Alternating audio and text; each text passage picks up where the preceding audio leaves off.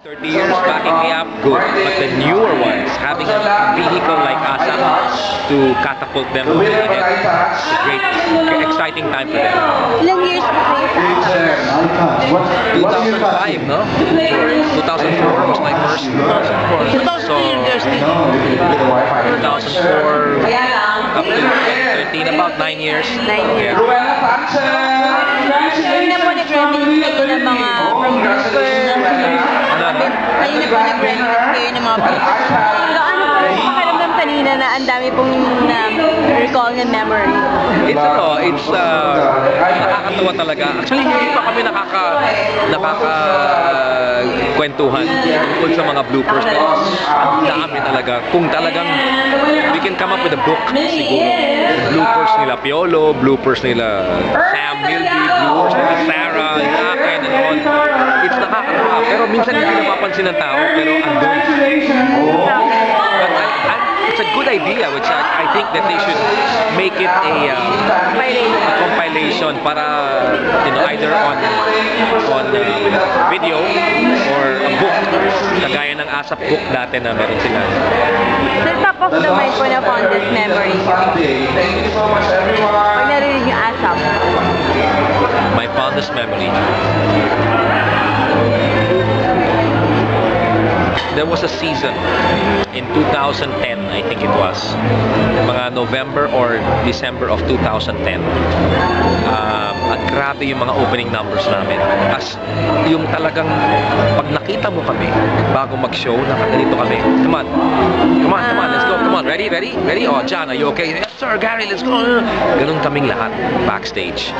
And I guess because at that time, yung mga artists na kasama sa mga dance numbers, yung schedules nila hindi pa ganun kabigat. But now, many of them have teleseries na eh. So it's medyo difficult. But that was a very, very good time for me. Now, when you say fondest, ibig sabihin yung good time, siguro yung nag-States kami. Because that was the first major na talagang yung buong aeroplano yata, ABS-CBN nilalaman ng aeroplano.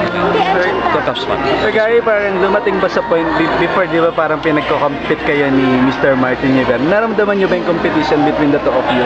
Yung mga before pa, yung mga simula ng... In the start of ASAP, because I was also appearing in the other station, so obviously when I would appear, there was more favor. And it's rightfully so dahil mainstay siya eh. Ako, guest lang ako, But I didn't look at it as competition. I just realized na it's really like that. If you belong to ABS, they'll really take care of you and they'll make you shine. And they made me shine also. But syempre, after me, it would be Martin, and then after a few commercials, Martin uli, and I only had one number. But that never bothered me. And because of the way they treated me, that's why I agreed. Pero do you think nakatulong po yun? Nakatulong po yung competition na yun for you to be able to become successful? Very much. Because it was healthy competition. A lot of people forget the word healthy, but it was really part of our lives. Kung may chismis pa doon, kung may naglabas ng mga write-ups, and Martin and I would call each other or we'll really go and visit him. Pare, sinabi mo daw to. Oh man, I didn't say that. Puro English pa speaking si Martin doon. Then, we had a show together pa called Rhythm of the City, which was basically like mix, pero for another channel, the other channels. Gary, how do you feel now na ikakasal na si House? We have a Despedida de Soltera tomorrow, which is the final get-together of both families, with family friends, with a couple. And it's very moving. If I may share, kanina, nandun kami sa venue, and I was practicing the timing of the parade because I'm the one handling the music eh. So the procession, but nobody was with me. So nandito yung music and I was walking it. Ang ganda ng panahon kanina. There was no clouds in the sky. I was walking it and I said, oh my Gary, lakasan mo ang loob mo kasi medyo iba to.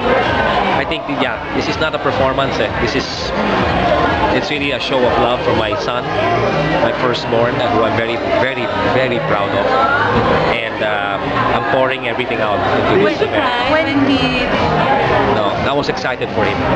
You know, Paolo is a planner yan eh. He's planning. So even 3 years, 4 years ago, pinanggit na niya sa akin, Dad, I'm thinking, siya na. And I said, are you ready? He goes, no, not right now. I have to prepare myself pa and all that. So he really took time to prepare for this time. So yung sinabi na niya sa akin na, Dad, sa tour, I'm gonna propose, ha? I said, oh, really? Yeah, but I want it when you're singing Ikaw Lamang. That's her favorite song. Can you sing it and then I'll come? So, yeah. So we did it. when is the wedding? The wedding is in Feb 7. Parang si Paolo exactly si Yes, they are. They're very opposite. But Gabriel, being the taller one and being the more active one, yung pagmamahal niya talaga sa kuya niya is beyond what I ever thought I'd see in any brother.